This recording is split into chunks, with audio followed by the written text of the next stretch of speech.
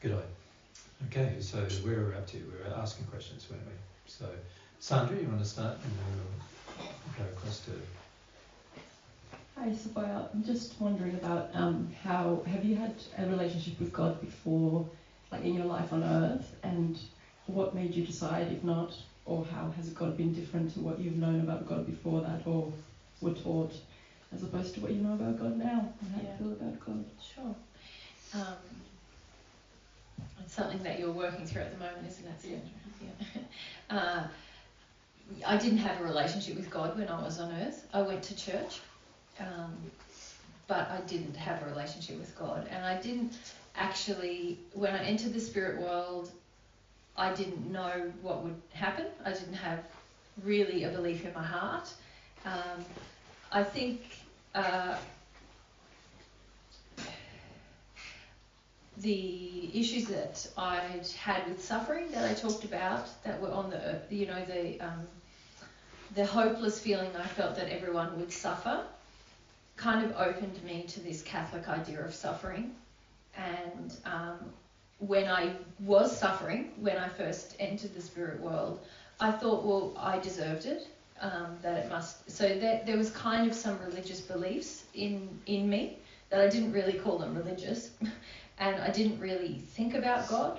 But it's a funny thing, isn't it, when you are raised in a religion, particularly a religion that is perhaps can I call it an older religion, like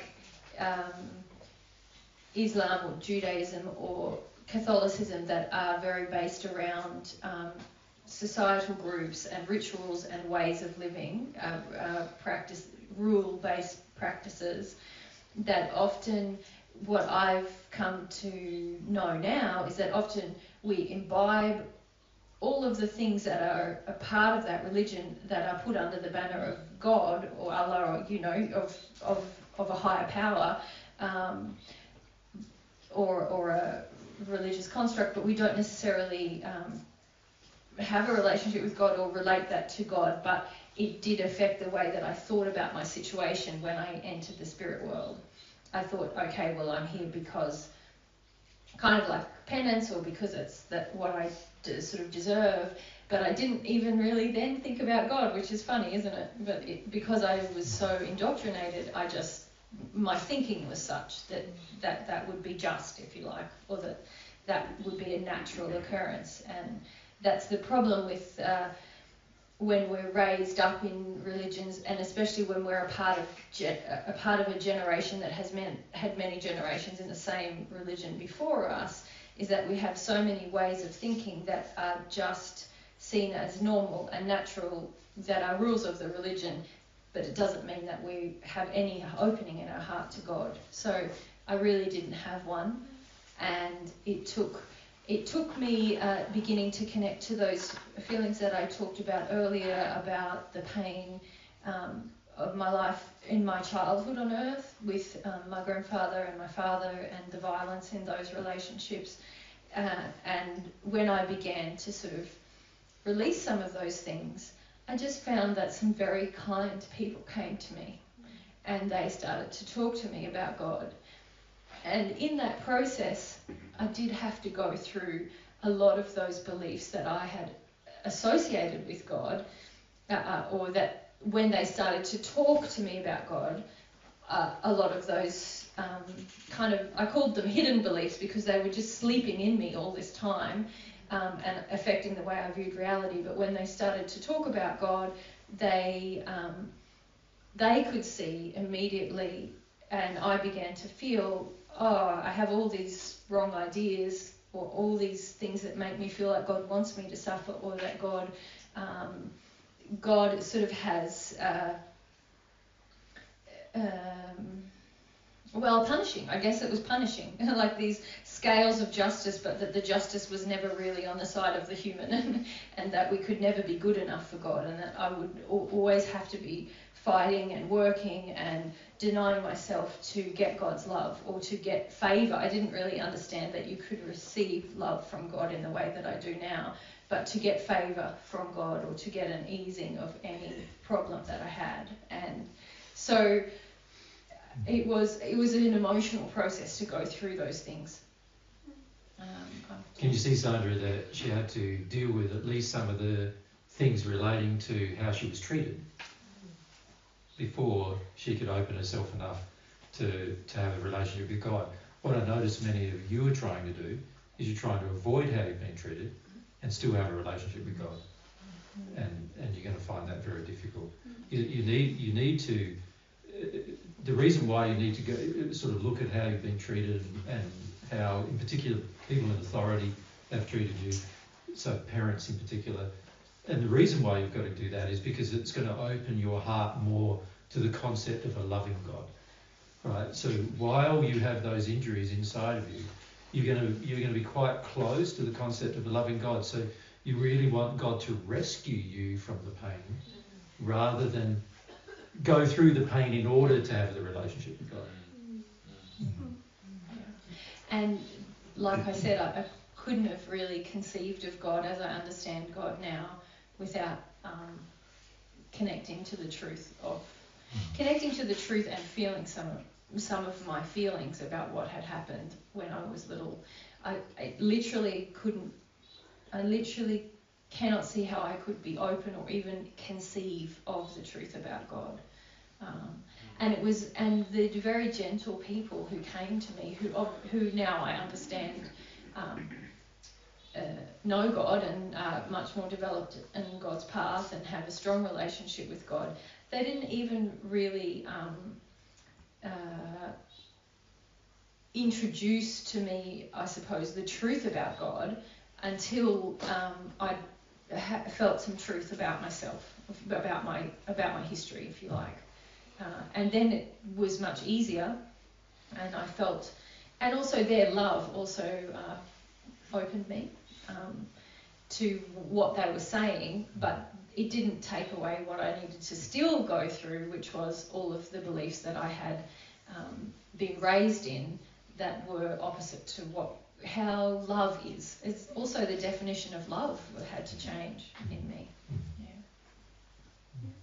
Thank you. It's lovely. And with how did you find, like to come here? Like, what was the interest? Was the interest in God before then, and that's why you came here, or the other way around? Yeah, definitely. That I had begun to have a relationship with God at very, very, very start, and then I heard about what was happening on earth, and I was so curious, and I came, and it's actually been a wonderful experience, actually, because it's this beautiful bridge that I don't know if Jesus and Mary understand at the moment, but I have this opportunity to develop my relationship with God from where I am in the spirit world, but also when I come to these meetings, there's all of God's truth, but it's in the earth environment,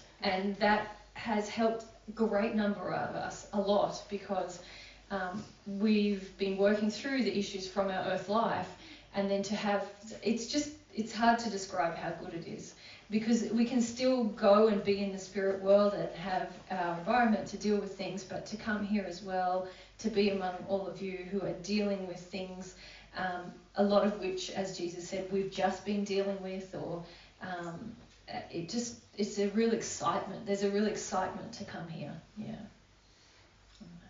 it helps us in ways that we probably don't understand properly, but I know it helps. My conscience tells me it helps. Yeah. Thank you so much. Helena.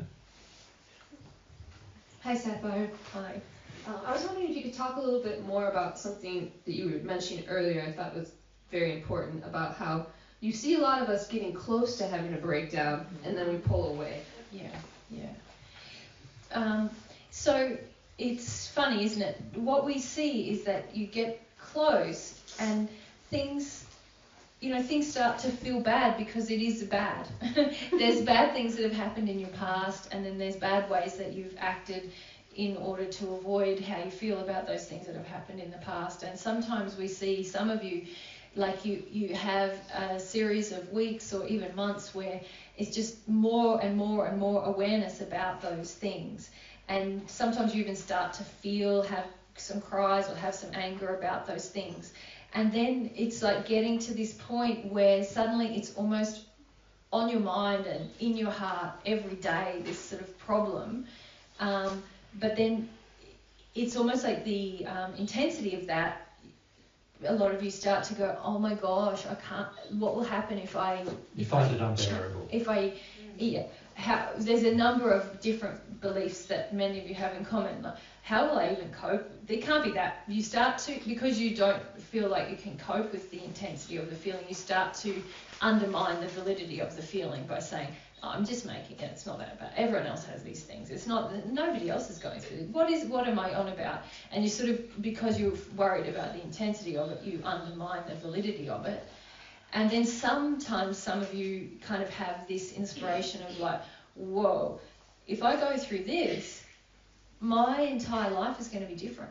I'm not going to do that thing that I did yesterday, and I'm not even going to want to, and that person's going to get really upset at me. And what if I want to quit my job, or quit what I do every day, and then, or what if I don't love my partner anymore, or what if I what if I can't actually get out of bed tomorrow, and all of these sort of things that you then start to undermine the experience by saying, well, I couldn't possibly live a different way, and so I'm going to withdraw from this experience. They're two very common ones. And then the other one is that you start to sort of, it's funny, there's a sort of key fears, which are like fears of the emotion itself and fears of how your life will change after you've had the emotion or as you're having the emotion, which is really just fears of other emotions. But then you have all these other things that you say to yourself to just avoid those fears, which is, it's stupid, I'm just being dramatic, or I can't, this can't be real, or this guy's an idiot who's telling me this thing, or maybe everyone tells you, maybe I'm deluded, maybe my parents are right, and you just do all these other things, or just distract yourself. Just go, oh no, I just suddenly had to go and do this other thing, or oh this, I'm suddenly very involved in some drama that's happening over here, or I suddenly something else is very important, and that's all of those things that you do just to avoid those sort of fears. Yeah. Well said. Thank you. Does that answer your question? Yeah, we think it does. So. Yeah. Thanks for that, because that was my question also. But I'm just wondering, I'm touched that you're here. I think that's just really quite remarkable that, that your attention in a loving way is focused on us. You have a hard time trusting that other people love you, Nina, and that they would be interested in you, but we feel really interested. Yeah. I'm just wondering how many can't even see. How many of us? Well, we consider our group a little group, and we're 300 people. And there's other groups who come as well, who are more developed than us. So sometimes you have 20,000 spirits here. Sometimes it's less. It depends a little bit on where you guys are at, kind of collectively in your desire. But yeah, 300 of us there is. Thank you. Diane. And what brought your group together? Is it? Did you meet like here? Is it Learning Divine Truth that brought you together? It's a funny thing the way groups come together here. We're still understanding it ourselves, but we haven't known each other since the first sphere. It was somehow sort of, and we don't live together or anything. We definitely all come here together though, and we do kind of, again, it's not probably, if we say we meet to sort of discuss you guys, that you'll have a wrong idea entirely of what we're doing. But we do collectively sort of have feeling communications with each other about how each of you is going and different things that we're thinking and feeling about how to help the group. But so we kind of come together as we come here, and then we sort of also are together sometimes in the spirit world to share. Really, the thing that brings us together is that we're at a very similar point in our progression, each of us. And so we're each of us at this point where there's just lightness about us, about God and progression and just the excitement of it. It's just to have cleared a good chunk of what was some very dark experiences, painful emotion from our earth life, and to really be growing into that trust and faith in God, that we're all kind of at a very particular point, that same point together. And so it's kind of like we were individually drawn here, but as we were drawn here, we came together as a group, if that makes sense. And we've sort of understand each other as a group.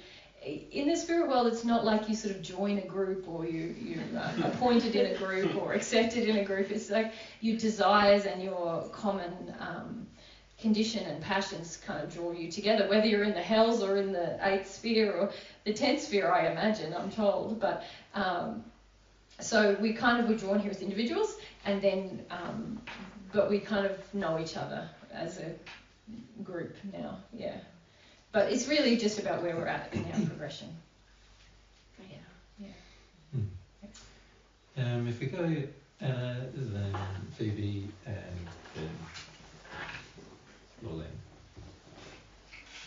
Hi. Hi. My question was a bit similar of Helena's. What I was wondering is there anything we could focus on or practice to stay in the good things we are doing and not backing off it? Yeah. And on the similar, if we are doing bad things, to be alert of that we have done anything bad and stop doing it. Yeah. Again, from our perspective, not being your guide, we must say we're not your guide. So always the best advice is going to come from God and your guide. But obviously we have an interest, and it's similar to what we were attempting to express to Rani.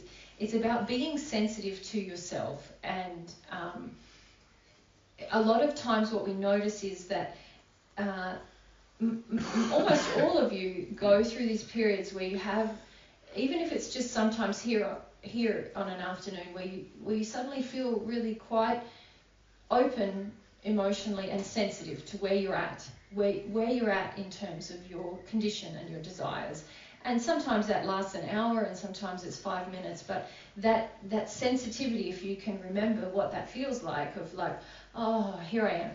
Here's a part of my emotional self that I can feel, and you in those times, if you think about it, you do, there's an increasing, the more of those times you have, there's an increasing sensitivity to when you're acting in a good way, if we just call it good and bad, for, in a way that's loving or away from sin, or in a sinful way. And then what we notice happens is you go back out, and almost sometimes by the time you get to your car, or maybe it's the next morning, or maybe it's a few days later, it's almost like you're back in automatic sort of, and not, it's like, what it appears to us from this state is that it's like almost a conscious desire to be less sensitive. And then you sort of, because it lets you get away from feeling the very thing you're asking about, of like, oh, I'm doing something bad or I'm doing something good. You because you don't want to have the feelings about that, you actually don't want to be sensitive to that. So we think that praying about becoming more sensitive would be really helpful. And when you're in that very open state, to really be consciously aware, I'm in the state that if I'm going to make continual progress, I need to be in all the time. Can I say too, you want there to be an intellectual practice, and it's going to have to be an emotional process, not an intellectual practice. And this is what Sapphire's alluding to, is that she's trying to get you to have an emotional process, and you're wanting her to talk about an intellectual practice. Rules. You want some kind rules. of rules, yeah. You want some guidance of what you can do each day, and she's trying to talk to you about what you can do each day emotionally, and you're trying to hear it. You're trying to go, but I want to know something I can do each day intellectually, not emotionally. And this is why there's that shutdown as soon as sort of walk out the door, because the feeling inside of most of you still is, I want it to be. I don't want to have to go there in my soul, in my feelings, in my emotions. I want to be able to just go there in my mind, and it's all going to be better. Yeah, and for yourself, Anna, that's one way that deep desire that Jesus was just, because it is really a deep desire in you to have rules or to have a practice so that you're not bad, is one of the bad things that you do To yourself. to yourself for your progression. Yeah. The desperate desire to not be quote unquote bad is what keeps you away from being yourself and having the breakdown and being Anna out loud and the real Anna, we mean. Thank you. Both. Yeah, this is an example, if you feel now, this is an example of the discomfort that we're talking about. The discomfort you feel now is when we try and come and talk to you and you feel like, oh, this is not very loving because I feel uncomfortable. Yeah, they're encouraging you to let go of the intellectual practice, but that's your go-to to feel comfortable. So, automatically the feeling of discomfort erases as soon as somebody's trying to encourage you down a road that where you're going to get away from the intellectual practice. You just feel like, no, I don't want to go there. I don't want to go there. Just go back to. Sorry. So that could be the key then to search for discomfort and stay there. Well, yeah, as Sapphire said, like she's become relaxed with discomfort. Yeah. Discomfort is the norm. Yeah. If you want to grow, discomfort is going to be your norm for a while, for a long while actually, until all your sin is gone. Discomfort is going to be the norm. Yeah. Yeah. Thanks. Hi, Sapphire. I struggle a lot with listening, being more open to negative and like dark spirits than people like yourself who want to help. And Jesus and Mary helped me a lot with that. Tried to help me a lot with that. But I'm just wondering, I suppose, like from someone who's in the spirit world at the moment, what it actually looks like. Like I know that maybe sounds strange, but like what is actually happening, like around you. Yes, and me making this choice to listen to these dark people rather than you and my guides, and it's probably relevant to others here as well, I think, not just me. For sure. It's like, from our perspective, it's and you're right in saying that often you are listening to you yourself, Phoebe, are often listening to negative spirits, but you also know that that's cyclical, because there's other times where you're more open than other people here to us. So it happens in cycles, and it usually happens when you're coming up to one of these breakdown moments, if you like, where you're coming up to one of these feelings that's really going to help you in your progression, and you, especially your progression with your relationship with God and your relationship with yourself and your relationship with men and your relationship with women, it can happen. There's these sort of core emotions you have in each of those areas that as you're coming up to them, often in the lead up to them, you're actually more open to us than some other people here. And you're actually quite a lot more positive than you think you are from our perspective. But then you come up to that emotion, and it's like we were saying before about how everyone has their ways of undermining their emotion because they're afraid to go through it. So we're talking about undermining yourself and dismissing it. One of your ways is to draw these negative spirits to you. Because you've been quite afraid when you were little and quite blamed when you were little, you have this tendency to sort of, when you start to feel afraid, you start to take on blame from others. And then what that looks like for us is that it's almost like this sucking them all into you. yes, that you draw them into, and it's like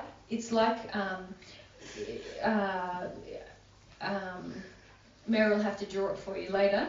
It's like if you've ever seen pictures of mice or rats going up over something, it's like all these dark entities coming over you like that, and they're still there, and your guides are still there, and God is still there, but you're drawing them over you and onto you, and that's why you can't hear us as well then, and you're listening to them. So do you get, Phoebe, that you're preferring to listen to them in those moments because you don't want to address fear? So it's fear. So it's like I have in between times. You don't want to go through the feeling of fear. The feeling of fear that starts to heighten as I get closer to the core things. Yeah.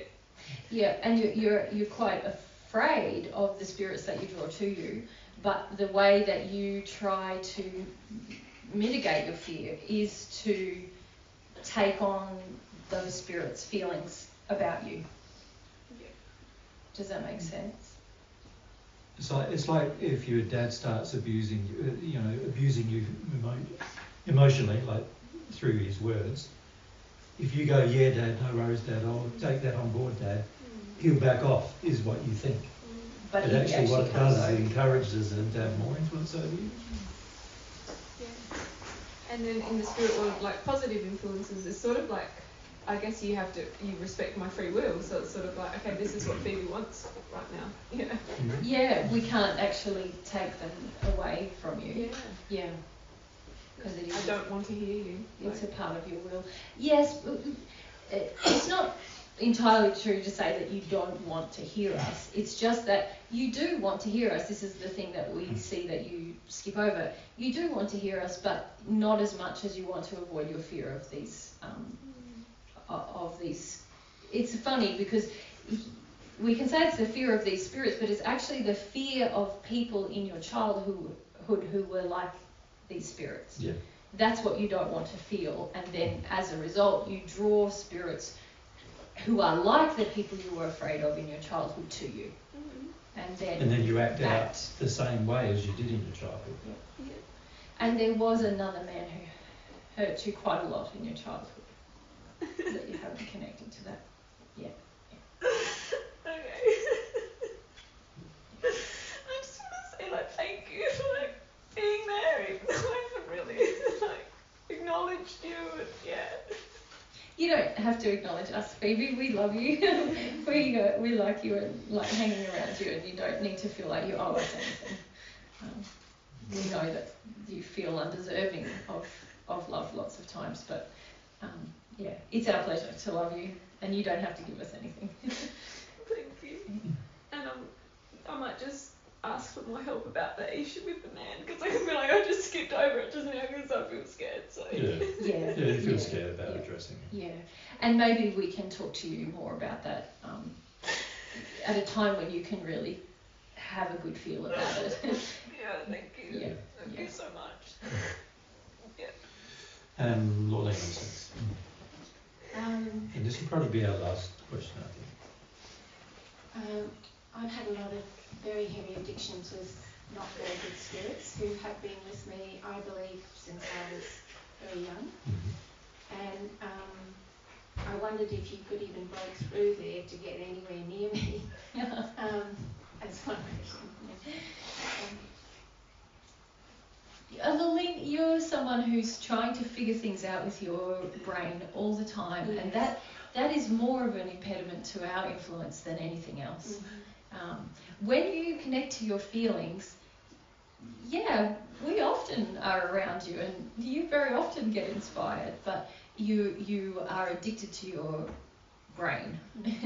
And even with the issue with, it's sort of like with the issue about the spirits who've been with you since your childhood, the reality is everyone in this room has had spirits with them since childhood, and some have stayed the whole time and some have come and gone and been different ones. In your case, yes, you've had quite negative spirits, But in a way, you're kind of addicted to figuring that out and analysing that and blaming that for... It makes you feel safer. Yeah, rather than just deciding, well, I'm moving on with my life, and all of that heritage that is behind me is not going to... I'm not going to listen to any of that. Yeah. That's something that I had to work through in the spirit life as well, is each of us does carry a heritage. I call it an emotional heritage. I think Jesus calls it a multi-generational injury. But inherent in that is often spirits from our past and ancestors, literal people from our past who are attracted to us and influence our life. But what I've come to understand is the more that I just connect to myself, the truth of what has happened to me, deal with fear, that I no longer feel attached to that. There's a part of you that still feels very attached to your heritage, even though it creates a lot of suffering for you. Yes. So we would encourage you to look at why that is. A lot of it is because you don't want to deal with the pain of your lived experience in this life. Yes. I begin to feel that a little tiny bit. Well, you're beginning to try and understand that with your brain a little tiny bit. when you feel things, you don't need to figure it out as much, No. and you that is when you're quite a wise woman. So that you have experienced terror yourself. Yes. Were there particular things in yourself in helping you to feel that more? Is it just connecting to that sadness? The terror or the... Well, also, let's talk about the question. When you say there's things inside of me that help me connect to my terror or my sadness, there's not ever things inside of you that help you to feel something. It's the decision to feel yourself and to feel your feelings.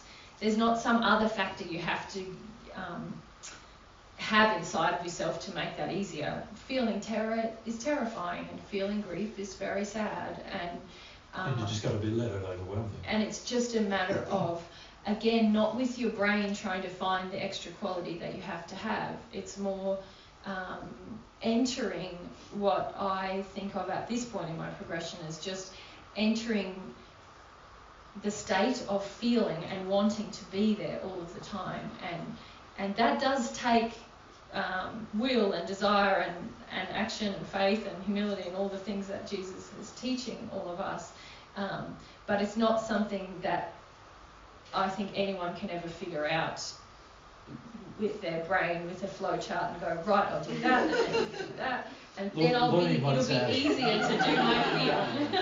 Block there, Lonnie's got a problem. Decision, what do I do?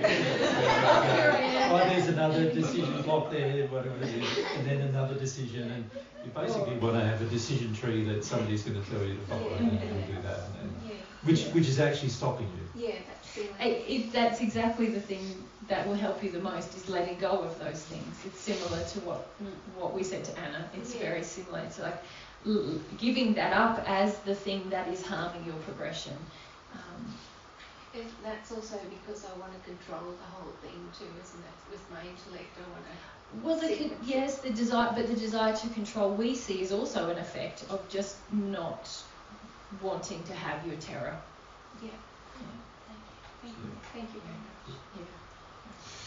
Good. Well, probably time to call it a day for the. It was great, Sapphire, that you come. Yeah. Thank you for having me.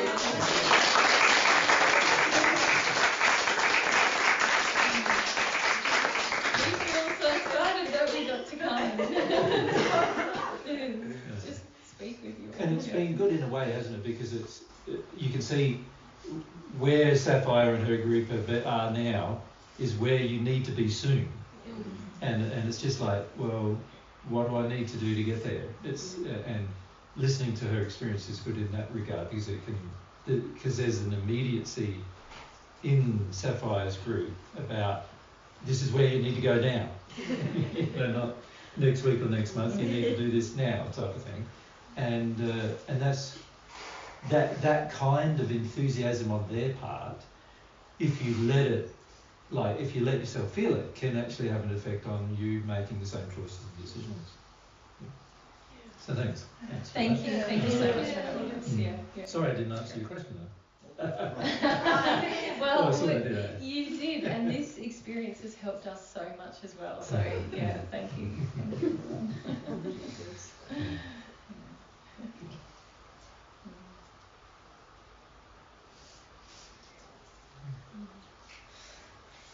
Thank you, Mary. Thanks, you guys. It's just always a privilege, isn't it, when spirits come home? It's a lovely thing. Yeah. So we haven't got enough time to do another now, but we will try to do some from now on before we go away. Each week, each time we get together. And we're thinking that we probably will be having another 3, and then Mary and I probably need a bit of time just of reflection before we go. So probably to the next 3 Saturdays. Next 3 Saturdays. Yeah. We need a bit more practice setting things up and dismantling everything and all that. I think there's only 4 Saturdays or 5. 5 to Till we go. go. 4 to go after this. Yeah. There's 5 to go until we go. Well, that's if you include the one we're actually trying. Well, the 6th, and we'll leave on that. Yeah. It's close. Yeah. But they were just such a lovely group, you guys. Yeah. So nice to they're just, isn't that lovely that they're just hanging out with everyone. Yeah. And like you said, it's not that far off. It's like we can stay in one level of progression, can't we, for so long, and yet they're not that far ahead, and you just got to make those steps. It feels like feeling them and everything. It's just like it's only a small number of steps, and you'll be in such a different place, and then you'll go, oh, why did I do so long to take those steps? Yeah. And I don't know about it, but can you guys, the men in the audience, can you feel you had more resistance in that discussion than the women did? So that's something for you to look at as well, in terms of why you don't want to participate in that kind of a discussion. Obviously, there's the sensitivity to emotion is still quite, like, you're still quite anti that for most of you guys. So just something for you to bear in mind. In that group, there were men and women who had made those shifts. And just because Sapphire was the spokesperson for the group, it doesn't mean that there wasn't men in the group who also had to make the same shifts. And the spirit who talked to Brits was a man, Samuel. Yeah. Was it a 50-50 mix? Close, yeah. Yeah, because, they're, like she said, they were all drawn because they were all going through the same thing at the same time. Yeah. And when you go through those things, you'll find yourself more prone to wanting to be more sort of honest, emotional, truthful, outspoken. You'll feel these shifts in you when you make them. And so when you're reserved and everything, it's indicating that you're not yet made them, you've not yet made those shifts. And so the key is to allow yourself to go through making those shifts, because that's all a part of getting closer to God. God wants you to be you, not this reserved, withdrawn person that most of us learn to become on earth for society acceptance, and that's not what God wants you to be. And obviously the more you do connect with God, the more outspoken you're going to have to become, and the more direct you're going to have to become, more honest you're going to have to become, more truthful you're going to have to become. You'll also become in the process more loving, even though at the moment, like she said, that you don't feel that's very loving.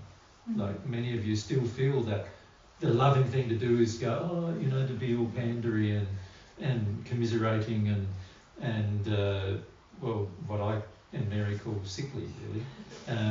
But many of you still think that that's good, a good thing. But obviously, that's indicating how withdrawn you are from the truth in that regard. Yeah? The key is to let yourself work through those things. Yeah. Good.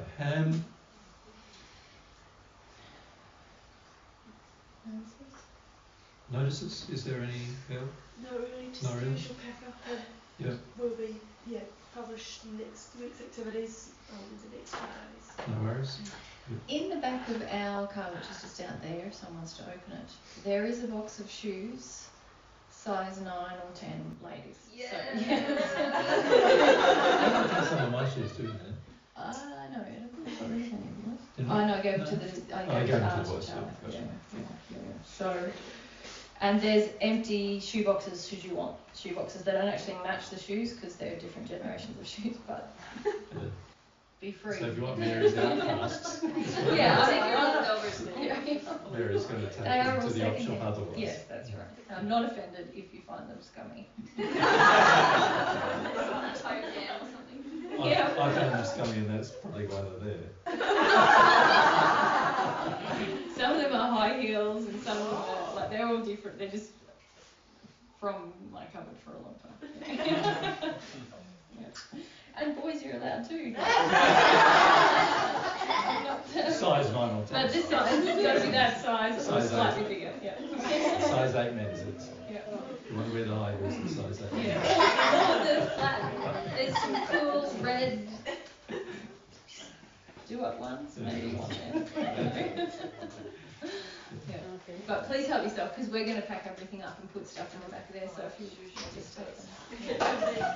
Thanks, guys. Thank you, guys. Thank you.